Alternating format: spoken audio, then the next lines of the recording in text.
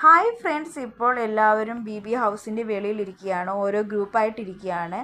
ഇപ്പോൾ നമ്മുടെ ഒനിൽ, നെവിൻ, ജിസൈൽ, ഷാരിക, രേണു, അഭിലാഷ് എല്ലാവരുടെ ഇരിപ്പുണ്ടായിരുന്നു. അപ്പോൾ നമ്മുടെ ജിസൈൽ നെവിൻ്റെ അപ്പുറത്ത് വന്നിരിക്കുകയാണ്. അപ്പോൾ നമ്മുടെ ഷാരിക അവിടെ വന്നിട്ട് പെട്ടെന്ന് പറഞ്ഞു, എനിക്ക് ഓസ്ട്രേലിയ ഏതോ ഒരു സ്ഥലത്ത് പോയി കിടക്കണം, നേക്കിഡായിട്ട് കിടക്കണമെന്ന് പറയുന്നു. അപ്പോൾ ജിസൈൽ അങ്ങനെ നോക്കുന്നുണ്ട്. എനിക്ക് തോന്നുന്നു ജിസൈൽ വന്നിരുന്നപ്പോൾ ജിസൈലിനെ കുത്തി പറയുന്ന പോലെ ജിസൈലിൻ്റെ വേഷവിധാനം കണ്ടിട്ട് ജിസൈലെ ആക്കുന്ന പോലെയാണ് എനിക്ക് തോന്നിയത്.